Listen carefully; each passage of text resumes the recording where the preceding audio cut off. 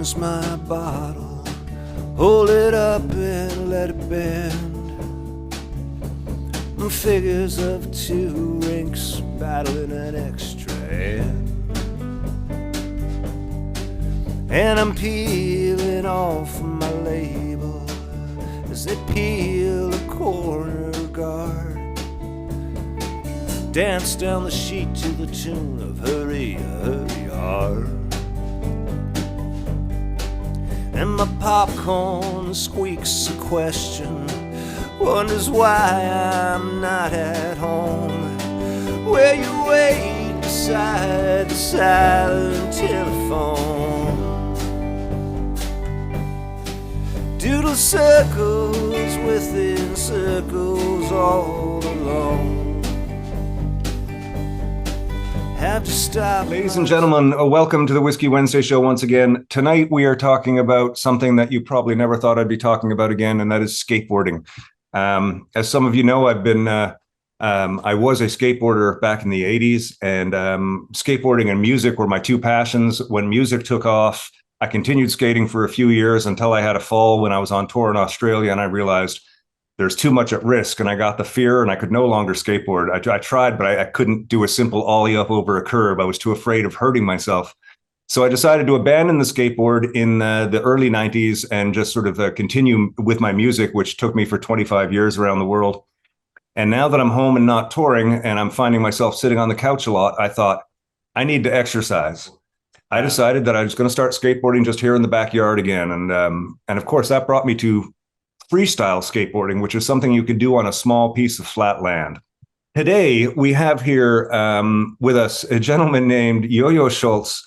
YoYo is one of the pioneers. You talk freestyle skateboarding and everybody talks, Mullen, and Perwelander and the early guys.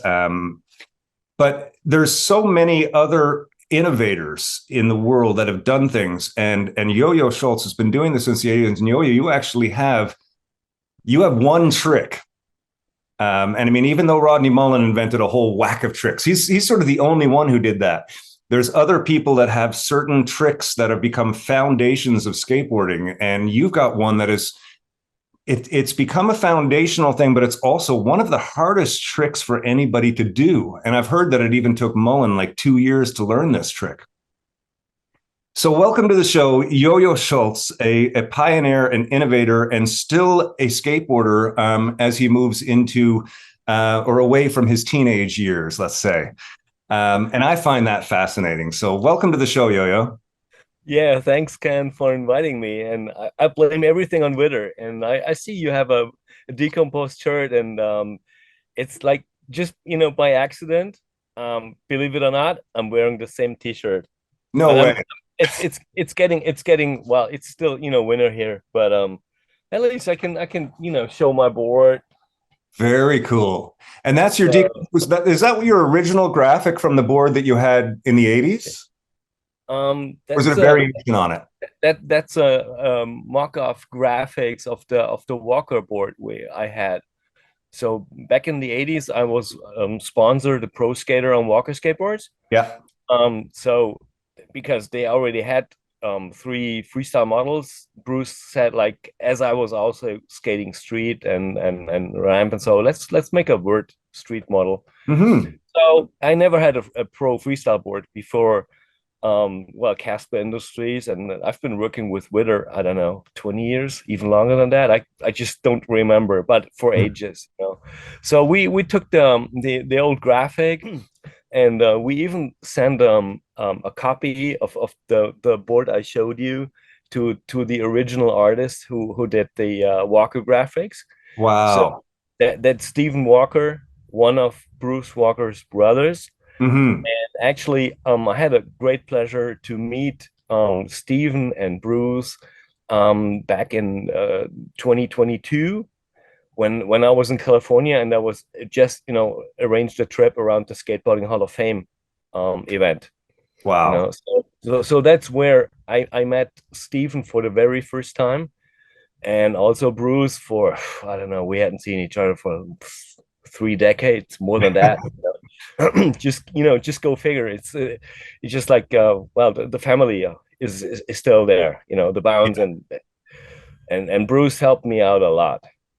So he put ads in Thrasher and all over Europe. He made my he put my name out there. I grew up on an island off the coast of Canada called Newfoundland, and in the 80s, we had sort of one record store. We had a bike store that would bring in 2 or 3 skateboards a year, and they'd keep a couple extra bearings and bushings and stuff.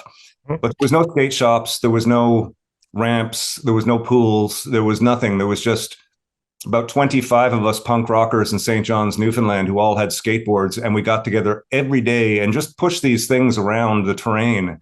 And then some of us, every now and again, somebody'd get a copy of Thrasher magazine from, up on the mainland. And we'd all sort of pile through it and see things like your segment when you did the Transworld thing for the what was it, 7 clips that they posted of the sequence. The sequence, yeah, that was when I was visiting for the very first time in California. So Per Hocknacht, Swedish freestyler, and Per Velinder, also a guy from Sweden. We met at Hermosa Beach, and Per Hocknacht was taking photos, and he took the sequence.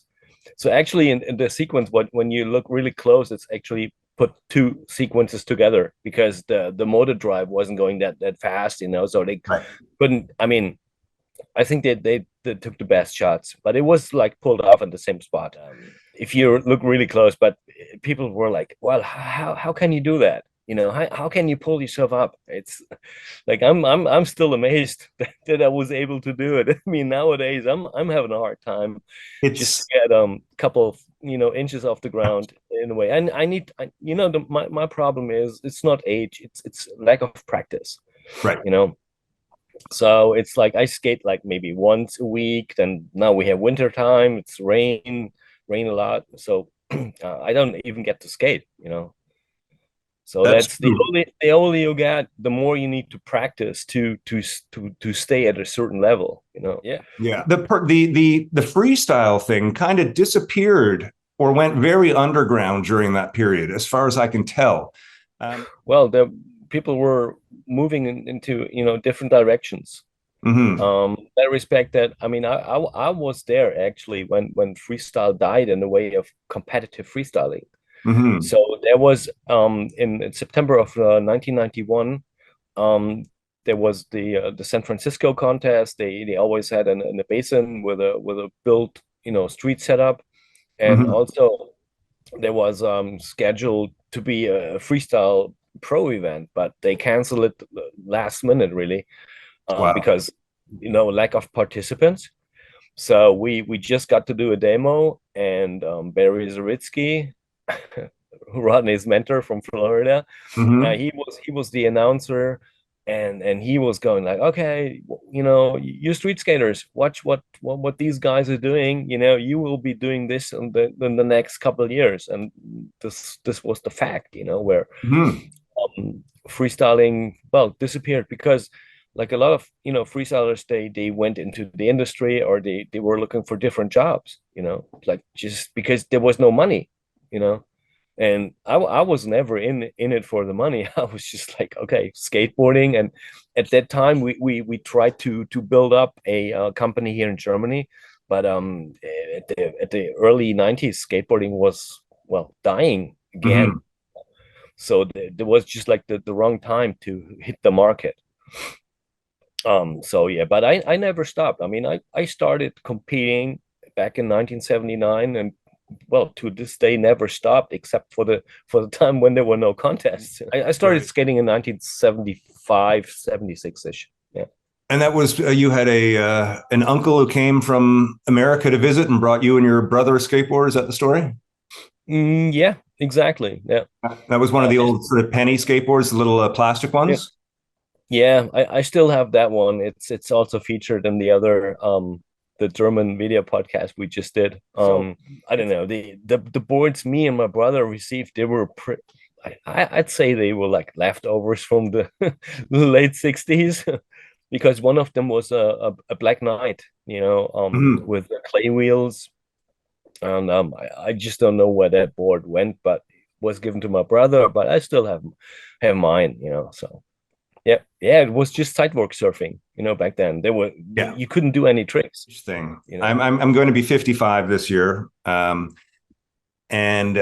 when I said to my wife, I think I want to start skateboarding again. I need to get off the couch. I'm not touring. I'm not on stage 100, 150 times a night. I'm not getting my aerobic exercise. I need something I can do by myself. And skateboarding is one of those things. It's all about personal gains and personal growth. You don't need a group of people to do it. You can do it by yourself. Her first thing was, well, what if you fall? And I said, well, I will fall. That's part of it. It's like saying, if I want to play football, but I'm not going to get tackled. These things happen. Yep. But you have to do it safely. The first thing I ordered was a cruiser, because I thought a cruiser will probably be good just to be pushing around and stuff. So I ordered the Land Yachts cruiser, which I really like. It's a massive skateboard. It's huge. I mean, it's actually heavy to push, but it rolls like it's on foam. I mean, it's just beautiful. But the first day I went out, I haven't been on a skateboard at this point in 23 years. And I went out and I laid the deck on the concrete and I stood on top of it and I went, oh, this feels all right. And I gave it a little push and I did some tic-tacs. And then I thought, oh, I'm going to go around the block. And I pushed down the road and then I turned and I went up this little hill. It was about 25 pushes to get up to the top of this hill. Halfway up, I thought I should really walk. My left leg is hurting. And then all of a sudden my calf kind of snapped. And I was in agony and I came home. And after about 4 minutes out, my wife said, what happened? I said, I don't know. I said, I wasn't even doing anything, but my calf just isn't cooperating. Yep. And then it reminded me like how getting back into this, how aware you have to be of your body. But I wasn't thinking about that. I was thinking I can't do ollies and I can't try, some grinds. But really the thing is I had to be careful of the movement.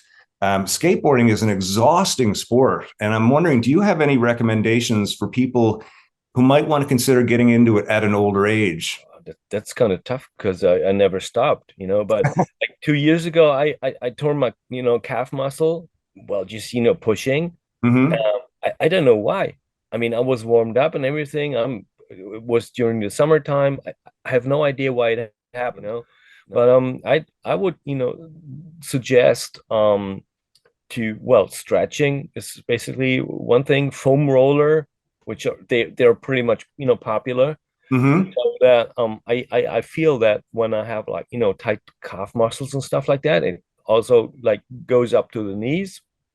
So that's also something. Well, start with walking. I'm not talking about jogging or anything. Just like move around and warm up and stretch but it's like if you tear a muscle, I think it's not about age or practice. It can happen. I mean, you can walk down the stairs and have the same thing happen, if you plan on falling in a way like, well, freestyle, lots of people still use wrist guards. Mm-hmm. Because you fall on your hands and not on. So of course I'd say like elbow pads, knee pads, they might help. And I mean, it's your body, and no one's going to blame you. Well, back in the days, it was like, well, this is a poor kid. He or she can't afford pads. Nowadays they're not cool, but that's just not fair. And that's not right. I agree with that. And there's one skater, I'm sure you've heard of Andy Anderson. I love the fact that he wears a helmet all the time.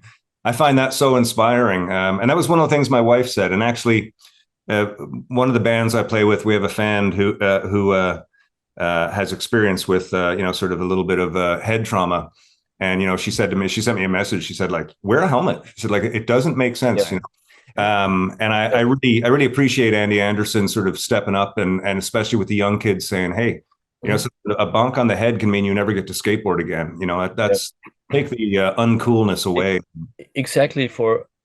Especially for beginners, or if you're getting back into it. I mean, I'm following a couple, skateboard groups on Facebook and whatnot, and even like, hip pads and stuff like that, that I think that's something really, if you want to skate like park or mini ramp or half pipe, just buy some hip pads, Because I'm a musician and I can't risk breaking a finger. or even twisting a finger. I bought some gloves that have sort of reinforcements in them. They're impact gloves. And last week I went to the skate park here in town, and there was nobody there, thank God. But I showed up, I have full pads, helmet, and everything. But I had a blast skating around. It was amazing. And that feeling of safety, it didn't. I didn't start doing crazy stuff right away because I felt like that, but it did feel reassuring to just sort of know that I'm covered if anything happens. Definitely. So. I mean, when I go to a skate park, I mean, I just love the mellow stuff, So I put on my knee pads and helmet. That's the basic, Might be elbow pads, but this is like the basic thing. And sometimes you just fall or whatever, and also the knee pads help in warming up your knees in a way, So there's some like underwear sleeves. I think also for rollerblading, you can wear under your pants and you just don't even see it. It's like let's say like half an inch foam. So they're pretty neat. I had to go to Decomposed. By the way, we mentioned Witter a few times earlier. That's Witter Chen. He's the skater and the owner of Decomposed Skateboards. And I reached out to him because he has some custom shin guards. One of the things when you're doing freestyle, when you're doing some pogo tricks and some Caspers and stuff, is the board often smashes on that bone, and it's quite painful. So he has these sort of custom. It looks like a long sock, but it's actually a hard protective coating for your shins. So I was really surprised that everything was out there the way it is, and it's not overly priced. It's pretty well affordable. It's not, you can get a skateboard and you can learn how to push and you can learn how to do an ollie and a kick turn, and then you can kind of go to any park and have fun. Freestyling is a different thing. I mean, you're constantly learning tricks that combine with other tricks that combine with other tricks into almost a fluid dance. You're using the skateboard as the obstacle as opposed to a park. You can do it in a small space. Are these reasons, do you think, that it would make it more appealing for an older person wanting to get back into skateboarding? It's hard to tell. I mean, I know that we've been really pushing, freestyle to get it back on the map since the early 2000s, and especially during the pandemic, so many skaters picked it up again. Dads with their kids. Well, I used to skate and stuff like that. You can do it in the garage, whatever. And what's the most interesting thing is really that happened is we have so many female skaters out there now in freestyle, and everyone's pushing each other. And you see, like, if you follow one person on Instagram, you immediately, are part of a group, and it's growing and it's growing. And even at the contests, for example, that's also a proof. And of course, yes, it's difficult, but I mean, if you just want to go for the basics, it just depends. We are not talking about like competitive skateboarding. No. In a way that you want to start with freestyle, okay, free. That's the roots of skateboarding. What are they? Gliding, turning tricks, slalom, stuff like that. So that's where also freestyle comes in. And I always tell people like that freestyle is like the foundation for skateboarding. What I really am enjoying about it, it's winter right now here in Canada. Same here. It's winter there, yes. So I've got a little patch of concrete out in the back, and when there's no snow or ice on it, I can go out back, but it's -10. So I spend most of my time, I do like a little half-hour routine in the afternoon, which is really just balancing, just practicing a lot of manual, actually.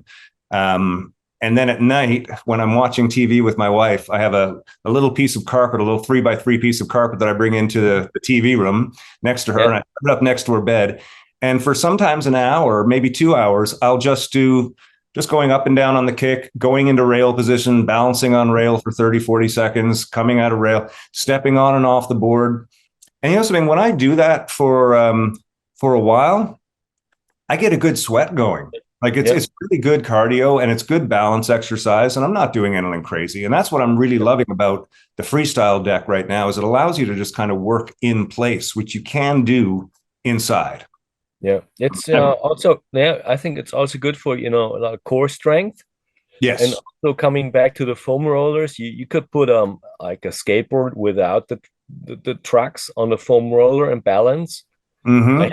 I have a regular Dagg where I put some stoppers like where the truck holes are, Yeah. just like well, it's like half an inch thick, plastic, Mm-hmm. just put on just to avoid that it's like sliding out.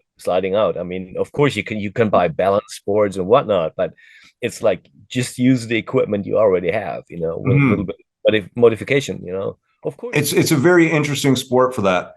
And mentioning the foam rollers and stuff, there was a company out of the States called Whirlyboard. When I started this thing, they sent me one of their products. It's a skateboard with a center pivot and two end pivots. And okay, the first day I got that and I laid it on the floor and I stood on it, I just thought, this thing is crazy. How can you possibly stand on this thing? And now, after using it for a month, I mean, I'm doing most of one of my workouts every day on that thing. And it's cool. Now the idea of not balancing when I stand on it seems weird. It's like, how can you not balance on this? It's so easy. So that's been a huge thing for me helping out as well. And I appreciate the folks at Whirlyboard for setting that up for us. Yeah. What's on the roster for YoYo Schulz right now? What do you plan this year? Are you going to do any competitive stuff, or are you going to sort of? Let's see. Let's see. Yeah. Yeah. Well, we have the Brandenburg contest coming up, the World Freestyle event, which will be even bigger this year than last year. So we are talking about 120 competitors. Wow. We had a group of female skaters, was like 20. We had, as far as I remember, 25 nations coming to our Euro Freestyle, which was renamed. So because it was always international, right? Then we might have the Paderborn barbecue contest in Paderborn. Mm-hmm. It's been the longest running freestyle contest in history. It's actually a street contest where we are part of it on Sunday only. Okay. So Sunday is like reserved only for freestyle, no street skating, no park skating. So and they always welcome us, with open arms every year. And they have the 25th edition of their contest this year. So of course there will be freestyle featured as well. So is it coming back? Is it people like yourself and Witter who've been pushing this for the last 3 decades? And I know that part of being involved in it is also like trying to keep it alive. Is it coming back? It's definitely, it's even bigger than in the 80s or 90s. Excellent. When I'm talking about 120 competitors of a freestyle contest, people just can't believe it. We did that. And if you look at at small companies, I mean, we created our own industry.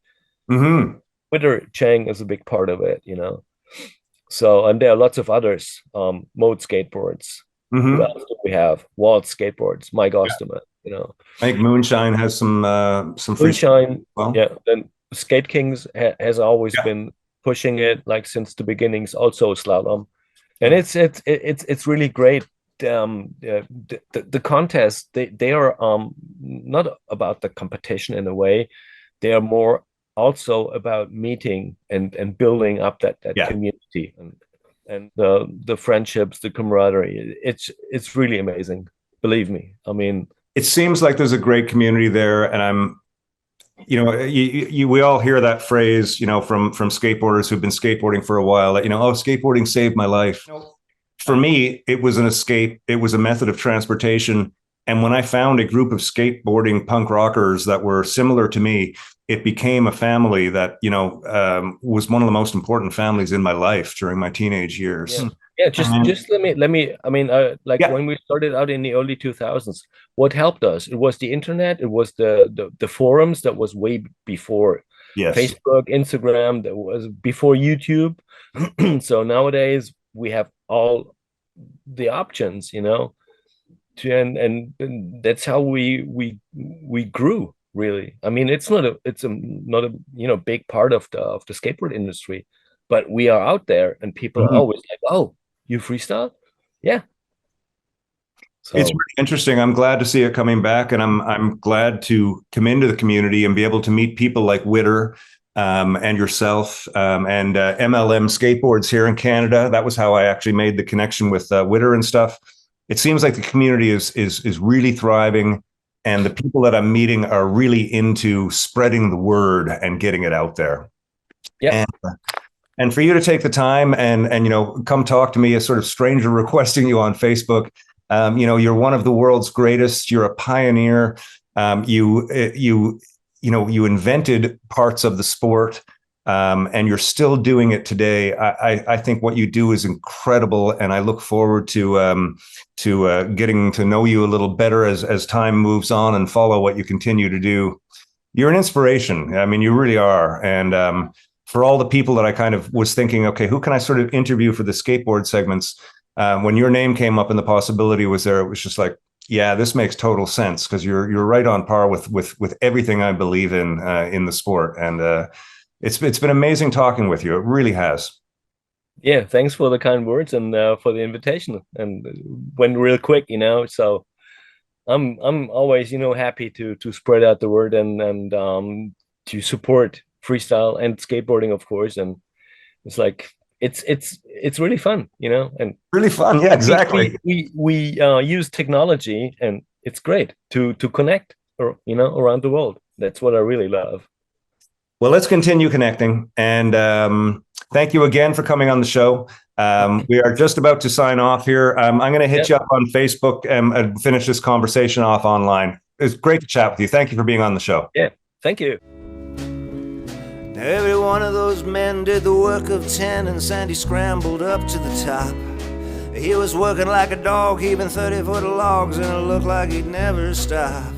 And they struggled on, these men so strong, till the jam began to sway. Then they dove for cover to the banks of the river, all except for Sandy Gray. With thoughts of death, they held the breath as they saw the friend go down. And they all knew in a second or two he'd be crushed or frozen or drowned. And they saw him fall and they heard him call just once, and then it was over. Young Sandy Gray lived his life that day near the mouth of the Musquash River. But Sandy Gray was not afraid, and he let out a mighty yell. I'll be damned, we'll break this jam, or is breakfast in hell, boys? Breakfast in hell.